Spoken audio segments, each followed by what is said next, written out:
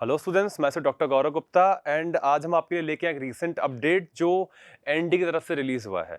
जैसा कि आपको पता है कि एनटी ने अपना जेई मेन का एंड नीट का सिलेबस रिलीज कर दिया है और सिलेबस थोड़ा बहुत कुछ रिवाइज हुआ है। रिवीजन की बात काफी सालों से चल रही थी, 2-3 साल से रिसेंटली चली रही थी, पर इस साल फाइनली एनटी ने अपना ब्रोशर रिलीज कर दिया है जिसमें आपके पास अपडेटेड सिलेबस है। तो पहले हम क्विकली सिलेबस की बात करते हैं, देन हम सिलेबस के बाद में ये भी देखेंगे कि how we will deal the syllabus. जो चेंज हुआ है उसे हमें कैसे डील करना है, हमें पढ़ना है, नहीं पढ़ना है, नए सिलेबस को कैसे अप्रोच करना है और कैसे हमें अपनी स्टडी को प्लान करना है। बिकॉज इस सेशन में जो 12th में है या जो 13th में स्टूडेंट्स हैं जो इस साल नीट देने वाले हैं, उनका सिलेबस ऑलमोस्ट हो चुका है and some of you might have already completed these topic जो कि डिलीट हुए हैं। वो आप ऑलरेडी पूरे कर चुके हो, तो क्या उन्हें दोबारा पढ़ने की जरूरत है, उनकी प्रैक्टिस कैसे करने की जरूरत है, इन सब के बारे में हम डिटेल में थोड़ी बात करेंगे। पर फर्स्ट फास्टली हम सिलेबस को एक बार देख लेते हैं कि क्या चेंज हुआ है। जैसे अगर हम बायोलॉजी से स्टार्ट करें तो यहां पर आपके सारे टॉपिक्स दिए हुए हैं। This is a slide from the NTA PDF जो उन्होंने रिलीज करी, उसी का ये अच्छा वर्जन है। तो यहाँ पे आपके पास टॉपिक्स हैं और यहाँ पे आपके पास है एडेड सिलेबस जो ऐड हुआ है और यहाँ आपके पास है जो नीट में साल रिड्यूस हुआ है। जैसे पहला जो आपके पास चैप्टर आता है that is diversity in the living organism. यहां पे आप देखेंगे ऐड कुछ नहीं हुआ है, कुछ टॉपिक्स इसके थे जो डिलीट हो गए हैं। जैसे कि आपके पास म्यूजियम, जूलॉजिकल पार्क्स एंड बाकी जो टूल्स थे डाइवर्सिटी को स्टडी करने के, वो डिलीट हो गए हैं, यानी इनके बारे में अब आपको पढ़ने की जरूरत नहीं है। और आप यहां देखेंगे तो angiosperm classification up to classes and their features, ये इन्होंने डिलीट किया है। अगर हम अगले चैप्टर पे आ जाते हैं तो आपके पास जो प्लांट मॉर्फोलॉजी के नाम से हम इसे जानते हैं और जो एनिमल टिश्यू के नाम से हम जिसे जानते हैं, उस यूनिट में कुछ चीजें इन्होंने ऐड करी हैं। स्पेशली इन्होंने क्या ऐड किया है, यहां पे आप देखेंगे कि फैमिलीज इन्होंने ऐड करी है। मालवीएसी फैमिली है, क्रूसीफेरी है, लेग्यूमिनेसी है, ये फैमिलीज इन्होंने ऐड करी है। तो इसकी अब थोड़ी सी डिटेल हमें पढ़नी होंगी। It is not given in the current NCERT, but फिर भी हमें ये डिटेल लेनी पड़ेगी। इसके अलावा अगर हम एनिमल वाले पार्ट में बात करते हैं तो इन्होंने ऑलरेडी इंसेक्ट यहां पर मेंशन कर रखा है और इन्होंने एक फ्रॉग मेंशन कर रखा है। जैसा कि हम पहले से जानते हैं कि अर्थवर्म एंड कॉकरोच को डिलीट करने की बात या उसको एज अ सेपरेट टॉपिक इन्होंने कहा था काफी पहले से, 3-4 साल से बात चल रही है कि वो हटा दिया गया, but still they come in the exam. Reason क्या होता है? क्योंकि they are mentioned in the animal kingdom. उसी तरीके से इन्होंने यहाँ पे अर्थवर्म और कॉकरोच को मेंशन नहीं किया, बट इन्होंने यहाँ पे एक वर्ड मेंशन कर दिया कि आपको डिटेल पढ़नी है इंसेक्ट की, प्लस इन्होंने मेंशन कर दिया फ्रॉग की। तो एनसीईआरटी में जो तीनों टॉपिक्स हैं, फ्रॉग, अर्थवर्म, कॉकरोच, एक चैप्टर में, इसी चैप्टर में दिए हुए हैं, तो वो हमें अब डिटेल में पढ़ने की जरूरत यहां पर होगी क्योंकि क्वेश्चंस इनमें से पूछे जा सकते हैं। अर्थवर्म, कॉकरोच तो ऑलरेडी आ रहे थे, फ्रॉग के भी पूछे जा सकते हैं। अगली यूनिट में आते हैं सेल स्ट्रक्चर एंड फंक्शन में। मेनली बायोमोलिक्यूल वाले सेगमेंट से इन्होंने टॉपिक बढ़ाया है, that is the classification and nomenclature of enzyme. NCERT में इसके बारे में एक छोटा सा पैराग्राफ, एक टेबल दे रखी है कि हाउ वी नॉमेनक्लेट देम एंड कैसे हम उसका क्लासिफिकेशन करते हैं। बट यहां पर आप थोड़ी सी हम उसकी डिटेल हम जानेंगे। At least we should go through the exact mechanism action की वो कैसे काम करते हैं। इसके आ जाते हैं एक मेजर पोर्शन जो प्लांट फिजियोलॉजी से आपका डिलीट हुआ है। 2 चैप्टर्स हैं आपके पास में, transport in plant and mineral nutrition. ये पूरा सेगमेंट एलिमिनेट हो गया है। 2 बड़े बड़े चैप्टर्स हुआ करते हैं एनसीईआरटी में जो दोनों डिलीट हो गए हैं।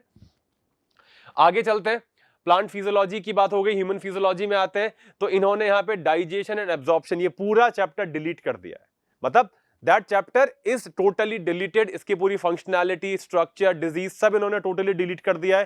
पूरा प्रोसेस इन्होंने यहां पर मेंशन किया है कि इन्होंने क्या क्या पोर्शन डिलीट किया है। साथ में जो neural control and coordination, nervous system का जो आपका चैप्टर था, उसमें जो सेंसरी ऑर्गन्स है उन्होंने वो डिलीट कर दिया है। और we already had an idea, मैंने पहले भी कई बार इस बारे में बात की है, जब हम नीट का पेपर लाइव डिस्कस करते हैं मैंने तभी भी बात की है कि आई थॉट कि ये पोर्शन यहां से हट जाना चाहिए क्योंकि सेंस ऑर्गन जितना थोड़े से सेगमेंट में हम पढ़ाते हैं वो इनफ भी नहीं है और वो सेंसिबल भी नहीं बनता है। तो पूरा nervous system as it is है। इस साल रेजोनेंस ने ऑलरेडी इस सेगमेंट को हटा दिया था अपनी शीट से and they are now deleted. तो आपको ना पढ़ने की जरूरत थी क्योंकि जितना शॉर्ट में हम पढ़ते थे वो काइंड ऑफ पढ़ना सेंसिबल था भी नहीं। तो अच्छी बात है इन्होंने यहां से हटा दिया है, बाकी डिटेल हमें ऑलरेडी पढ़नी है इसकी। रिप्रोडक्शन वाले पार्ट में हम आते हैं तो रिप्रोडक्शन इन ऑर्गेनिज्म जो फर्स्ट चैप्टर हुआ करता था एनसीईआरटी का, इस साल की एनसीईआरटी में तो इवन वो दिया हुआ भी नहीं था। वो चैप्टर आपका टोटली हट गया है जिसमें आपको रिप्रोडक्शन के बेसिक्स बताए जाते थे, वो हट गया है। So we will directly start with the human reproduction and the reproduction in flowering plant. वहां से हमें टॉपिक स्टार्ट करना रहेगा, ये डिलीट हो गया है। अच्छा, अब जेनेटिक्स एंड इवोल्यूशन में आते हैं। तो ये एक यूनिट में एक एडिशन है, डिलीट इसमें जो था कुछ नहीं हुआ, एक एडिशन हुआ है कि आपको प्रोटीन बायोसिंथेसिस यानी कि जो ट्रांसलेशन का प्रोसेस है ये थोड़ा सा आपको डिटेल में पढ़ना पड़ेगा। ऑलरेडी अभी हम जानते थे कि कैसे वो होता है, बट थोड़ा सा डिटेल में अब हमें जाना पड़ेगा। तो उसका जो मैकेनिज्म है कि कैसे एक्चुअली वो राइबोसोम में काम करेगा वो हमें यहाँ पे जानने की जरूरत पड़ेगी। आगे आ जाते हैं तो यहाँ पे जो बायोलॉजी इन ह्यूमन वेलफेयर है जिसमें 3 चैप्टर्स मेनली इंक्लूड होते हैं कि human health and disease, microbe and human welfare और एक एनिमल हस्बेंड्री। तो microbe and animal husbandry totally delete हो गया है, यह हमें पढ़ने की जरूरत अब नहीं है, ये वैसे भी इंफॉर्मेटिव चैप्टर हुआ करते थे। एंड 3-4 डिजीजेस ऐड हुई है। अगर हम देखें पैरासाइट कॉजिंग ह्यूमन डिजीजेस, इन्होंने इसमें मेंशन करी है डेंगू एंड चिकनगुनिया, तो ये ऐड हुआ है, मतलब आपको उसकी डिटेल अब जाननी पड़ेगी। और पैरासाइट के कुछ कॉमन डिसऑर्डर्स जो यूजुअली हमें पढ़ने चाहिए, जो एनसीईआरटी में कहीं ना कहीं मेंशन है जिन पैरासाइट्स का नाम, एटलीस्ट हमें उनकी डिटेल अब जाननी पड़ेगी। एंड ड्रग अब्यूज ऑलरेडी था, टॉबैको के अब्यूज पे हमें स्पेसिफिकली अब ध्यान देना है क्योंकि इन्होंने यहां पर मेंशन किया है। एप्लीकेशन बायोलॉजी में कोई चेंज नहीं है। इकोलॉजी एंड एनवायरमेंट में आते हैं तो यहां पे अब आपके पास में मेजर चेंजेस है कि ऑर्गेनिज्म एंड एनवायरमेंट, इसके कुछ टॉपिक इन्होंने यहां पे डिलीट किए हैं, लाइक हैबिटेट, नीश, पॉपुलेशन, इकोलॉजिकल एडेप्टेशंस डिलीट हो गया है, न्यूट्रिएंट साइकिलिंग पूरा डिलीट हो गया है। एंड ये टॉपिक एनवायरमेंटल इशू जो कि एक पूरा चैप्टर है ये डिलीट हो गया है। एक ऐसा सिमिलर टॉपिक अभी हम देखेंगे केमिस्ट्री में भी जो था एनवायरमेंटल केमिस्ट्री के नाम से, वो भी डिलीट हो गया है। तो एनवायरमेंटल इश्यूज चाहे बायोलॉजी में थे चाहे केमिस्ट्री में थे, दोनों इन्होंने डिलीट कर दिए। सेक्रेड ग्रुप्स थोड़ा सा इन्होंने ऐड किया है, ये ऑलरेडी हम वैसे भी पढ़ते थे तो कोई मेजर चेंज नहीं है, खाली ये पार्ट इसमें से डिलीट हुआ है। अच्छा, फिजिक्स में आ जाते हैं तो फिजिक्स में जिस तरीके से आप देख पा रहे हैं कि कुछ पर्टिकुलर टॉपिक्स हैं, चैप्टर पूरे पूरे नहीं इन्होंने डिलीट किए या ऐड किए, कुछ टॉपिक्स इधर उधर किए हैं, जैसे कुछ पार्ट यहाँ पे हटा दिया है, इनका कुछ ऐड कर दिया है। पर डायरेक्टली हम आ जाते हैं मेजर चेंज जो फिजिक्स, ये पीडीएफ फॉर्म में आपको वीडियो के नीचे डिस्क्रिप्शन में लिंक मिल जाएगा, तो आप डाउनलोड भी कर पाएंगे इस पीडीएफ को कि क्या सिलेबस ऐड हुआ है क्या डिलीट हुआ है। बट स्टिल हम डायरेक्टली आ जाते हैं मेजर पोर्शन पे जो कि ऐड हुआ है, तो ये है आपके एक्सपेरिमेंटल स्किल्स। ऐसा नहीं है कि आपको एक्सपेरिमेंट वहां परफॉर्म करने हैं या डेटाबेस क्वेश्चन आपको एड्रेस करने हैं। मेनली ये जो सारे एक्सपेरिमेंट आपके सामने मेंशन है, इनके प्रिंसिपल्स क्या है या इनके वैल्यू देके आपको न्यूमेरिकल वैल्यू कैलकुलेट करने के लिए दे दिया जाएगा। जब मैंने नीट दिया था, फर्स्ट टाइम नीट हुआ था 2013 में, तब ऐसे क्वेश्चन आया करते थे, व्हीट स्टोन ब्रिज को बैलेंस करने का क्वेश्चन, एक न्यूट्रल लेंथ पॉइंट फाइंड करने का क्वेश्चन या resistance of unknown wire find करने का क्वेश्चन, ये सारे क्वेश्चन आया करते थे। बीच में आना बंद हो गए थे, कम आने लग गए थे, पर अब इन्होंने मेंशन कर दिया कि आपको प्रैक्टिकल स्किल्स यहां पे सीखनी पड़ेंगी।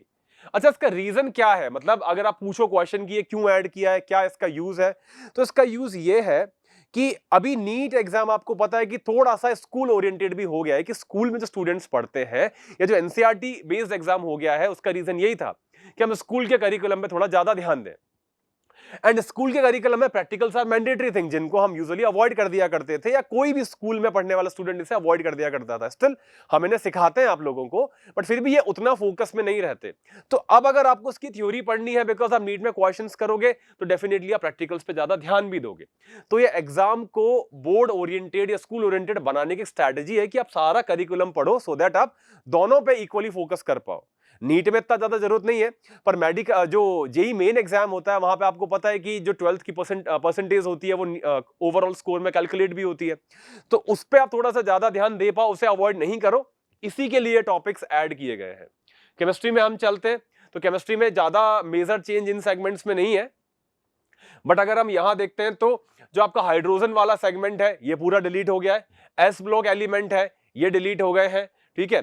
एनवायरमेंटल केमिस्ट्री, जैसा मैंने आपको बोला था, वहां पे एनवायरमेंटल इशू डिलीट हुआ था, यहाँ पे केमिस्ट्री डिलीट हो गई है। सॉलिड स्टेट एक पूरा टॉपिक आपका डिलीट हो गया, काफी डिफिकल्ट टॉपिक हुआ करता था, बट ठीक है अभी डिलीट हो गया है। अच्छा, और बात करेंगे सरफेस केमिस्ट्री, पूरी तरीके से डिलीट हो गया है। General principle and process of isolation of element ये डिलीट हो गया है, बट ऐड क्या हुआ है, इसी के साथ मिलता जुलता एक टॉपिक, अच्छा polymer, chemistry in everyday life, ये सारे वो टॉपिक थे, इंफॉर्मेटिव टॉपिक थे, आपको याद करने पड़ते थे, कोई रीजन नहीं था इनके पीछे, ये डिलीट हो गए। तो दीज आर बेटर कि ये डिलीट हो गए हैं। पर एक जो मेजर चेंज आपके पास आया है, that is principle related to the practical chemistry. और केमिस्ट्री में प्रैक्टिकल्स कैसे होते हैं, टाइट्रेशंस है जिसमें आपको कंसंट्रेशन बैलेंस करनी होती है, सॉल्ट एनालिसिस है, आपको एलिमेंट फाइंड करने होते हैं। एलिमेंट इसमें क्या होता है कि आपको एक अननोन मिक्सचर दे दिया, आपको बोला इसमें से पर्टिकुलर एलिमेंट प्रेसिपिटेट करके दिखाओ या ढूंढ के दिखाओ इसमें क्या क्या चीजें प्रेजेंट है, तो आप उसका एक प्रॉपर मेथड काम में लेते हो कि हम प्रेसिपिटेट करवाएंगे एलिमेंट को, तो क्या मिलाने पे क्या प्रेसिपिटेट होगा। फॉर एग्जांपल मैंने एक पर्टिकुलर सॉल्यूशन उस मिक्सचर में मिलाया और प्रेसिपिटेट आ गया, तो मैं डिक्लेयर कर दूंगा कि हाँ दिस मिक्सचर कंटेन कैल्शियम। तो काइंड ऑफ जो हमने डिलीट किया ये वाला आइसोलेशन ऑफ एलिमेंट वाला, तो हमने एक ऐड कर दिया related to the practical chemistry, और इसमें बेसिकली हमें वही काम करना है। तो जो क्वालिटेटिव एनालिसिस हम किया करते थे अभी तक, जो हम पढ़ा करते थे, उसी को थोड़ा सा डिटेल में अब हमें पढ़ना है। सॉल्ट एनालिसिस को हमें डिटेल में थोड़ा सा पढ़ना है। तो ये कुछ मेजर चेंजेस हैं जो इस बार एनटीए ने यहां पे डिक्लेयर किए हैं। अच्छा, अब आपका सबसे इंपॉर्टेंट क्वेश्चन, ये तो ऑलरेडी हमें पता भी है, सबके पास ये पीडीएफ भी है। सबसे इंपॉर्टेंट क्वेश्चन जो यहां पर आता है वो ये आता है कि इस चेंज का इस साल इंप्लीमेंटेशन होगा या नहीं होगा, क्योंकि चेंज की बात तो कई सालों से चल रही थी। तो इस साल हम कॉन्फिडेंटली ये चीज कह सकते हैं, क्योंकि ये जो पीडीएफ है या ये जो सोर्स है जहां से हमने सारा सेगमेंट लिया है, वो एनटीए ने अपनी ऑफिशियल वेबसाइट से रिलीज किया है। दूसरी बात, ये जो सेगमेंट है इन्होंने एक प्रॉपर ब्रोशर के फॉर्म में रिलीज किया है, तो हम ये कह सकते हैं कि हाँ ये चेंज इस साल से इंप्लीमेंट हो जाएंगे। एक क्वेश्चन आता है कि अगर इस साल से इंप्लीमेंट करने थे तो सेशन की स्टार्टिंग में क्यों नहीं दिए, एनसीईआरटी में टॉपिक क्यों दे रखे हैं। तो आप देखोगे कुछ टॉपिक, जैसे मैंने बोला रिप्रोडक्शन इन ऑर्गेनिज्म है, वो उन्होंने हटा दिया। डाइजेशन का टॉपिक उन्होंने रिड्यूस कर दिया था, तो ये उन्होंने ऑलरेडी चेंजेस कर दिए थे। ये इंडिकेशन था कि इस साल कुछ चेंजेस होंगे, बट अब मिड सेशन में उन्होंने क्यों किए। तो यूजुअली जो भी चेंजेस होते हैं ना, वो एग्जाम से कुछ पहले किए जाते हैं, कि एटलीस्ट आप लोगों को, या बोर्ड से कुछ पहले किए जाते हैं, कि आप लोगों को पता हो कि क्या हमें छोड़ना है और क्या हमें पिक करना है। हाँ, ये बात ठीक है कि उन्हें सेशन की स्टार्टिंग में कर देना चाहिए था, एंड बुक भी अकॉर्डिंगली प्रिंट होनी चाहिए थी, उनमें सिलेबस जो करिकुलम है वो सेम आना चाहिए था। ठीक है, वी बिलीव कि जो नेक्स्ट सेशन की बुक्स आएंगी उनमें इंप्लीमेंटेड होगा ऑलरेडी, बट अभी के लिए हम ये मान के चल रहे हैं कि ये टॉपिक नहीं आएंगे, तो क्या हमें स्किप कर देना चाहिए। तो यहां पर मेरा एक मिक्स्ड आंसर आपके पास है। स्मार्टली आपको यहां पे डील करने की जरूरत है कि अगर आपने टॉपिक ऑलरेडी पढ़ लिए हैं या आप पढ़ने वाले हो, तो अगर हम ये मानते हैं कि ये टॉपिक डिलीट नहीं होते तो भी हम इन्हें पढ़ते ही सही, एनीवेज हम पढ़ते। अच्छा, कुछ टॉपिक जो ऐड हुए हैं वो तो डेफिनेटली हमें पढ़ने हैं, पूरे पोटेंशियल से पढ़ने हैं, उन्हें तो हमें स्किप करना नहीं है। इवन उनकी प्रैक्टिस भी हम करेंगे, उनके क्वेश्चन पेपर भी हम करेंगे। जैसे कि हमारा अभ्यासम सीरीज जो चल रही है, आपके रिवीजन की सेल्फ स्टडी का जो यूनिक प्रोग्राम है रेजोनेंस का, वो भी जो रन हो रहा है, उसमें हम इन डेडिकेटेड टॉपिक के अलग से आपको टेस्ट पेपर्स भी देंगे। ये तो हमें करना ही है। जो डिलीटेड टॉपिक है इनके लिए मेरा सजेशन आपको ये रहेगा, तीनों सब्जेक्ट के लिए मेरा ये रहेगा आपको, कि ये टॉपिक्स आप रीड करके रखो। अगर आपने कर लिए हैं तो बिल्कुल स्किप नहीं करना है। इनसे डायरेक्टली क्वेश्चन नहीं पूछे जाएंगे। मेरा यह मानना है कि जो इंटर रिलेट हो सकते हैं वहां से आपको क्वेश्चन डेफिनेटली एग्जाम में मिल सकते हैं। जैसे कि डाइजेशन में जो डिसऑर्डर्स हैं वो आपको क्वेश्चन मिल सकते हैं, जो मेटाबॉलिक पॉइंट पे जो क्वेश्चंस आते हैं वो आपको मिल सकते हैं। हाँ, हार्डकोर आपसे ये नहीं पूछेगा कि स्टमक की ग्लैंड के नाम बता दो, पर अगेन आपसे ये पूछा जा सकता है कि जो गैस्ट्रिक जूस रिलीज होता है उसके फंक्शन क्या है, क्योंकि आप वो इम्यूनिटी में भी पढ़ते हो, वो आप एक्सोक्राइन ग्लैंड में भी पढ़ते हो। तो हाँ, ऐसे इंटर रिलेटेड क्वेश्चन वहां से आ सकते हैं। तो हमें उन टॉपिक्स को, स्पेशली बायोलॉजी में क्योंकि डिटेल्ड कंटेंट है, या जो केमिस्ट्री में इंफॉर्मेटिव पार्ट है मैं उसकी बात कर रहा हूं, आप पढ़ के रखो। एग्जाम से जस्ट पहले क्वेश्चन के फॉर्म में हम प्रैक्टिस करेंगे, या एग्जाम से पहले हम ब्रीफली इसको एनसीईआरटी ओरिएंटेड एटलीस्ट देख के चले जाएंगे, पर अब हम उन पे इतना अटेंशन नहीं देंगे जितना कि हम अब तक देते आए हैं। जैसे कि आप मिनरल न्यूट्रिशन को 2 दिन देते थे कि हम पूरा डिटेल में उसे पढ़ेंगे, या केमिस्ट्री इन एवरीडे लाइफ को हम पूरा 1 दिन देते थे कि हम उसे पूरा डिटेल में पढ़ेंगे, तो हम वो डेडिकेट नहीं करेंगे। तो अभी के लिए करंट प्लानर में हम उसे साइड में रख सकते हैं कि हाँ ठीक है, इससे जब टाइम मिलेगा बाद में देखेंगे, बट एग्जाम से पहले एटलीस्ट इस सेशन में जो एग्जाम देने वाले हैं उनके लिए मेरी एडवाइस रहेगी कि एक बार हम इसको देख के तो कम से कम जाएं। एनसीईआरटी से एटलीस्ट हम इनको देख लें, डिटेल नहीं पढ़े, पर एक बार देख के जाएं कि समहाउ अगर क्वेश्चन आ गया या इंटर रिलेटेड क्वेश्चन आ गया तो हम उसे कम से कम देख पाए, या हम उसे एड्रेस कर पाए, क्वेश्चन को हम अप्रोच कर पाए, चाहे ऑप्शन एलिमिनेशन से कर पाए, चाहे थोड़ा हमें आइडिया उससे कर पाए। क्योंकि अगर मिड सेशन में चेंज हुआ है तो प्रॉपरली इंप्लीमेंट होगा नहीं होगा, कोई पार्ट स्किप होगा नहीं होगा, वी कैन नॉट से श्योरली, हम फॉर श्योर कुछ नहीं कह सकते। हाँ ठीक है, कॉन्फिडेंट है हम कि हाँ नीट ने रिलीज किया, एनटी ने रिलीज किया तो ऐसा होगा, बट अगर एग्जाम में क्वेश्चन आ गया तो we can not question the examination body कि आपने क्वेश्चन क्यों दिया, क्योंकि हर टॉपिक किसी और टॉपिक से इंटर रिलेटेड होता ही है। तो आप अगर क्वेश्चन पूछोगे भी कि आपने डाइजेस्टिव डिसऑर्डर क्यों दिए, तो we can relate with the disease, कि हम बोल देंगे कि डिजीज सेगमेंट से क्वेश्चन आया था तो हाँ एग्जाम में दिया जा सकता है, मेटाबॉलिज्म से क्वेश्चन आया था तो एग्जाम में दिया जा सकता है।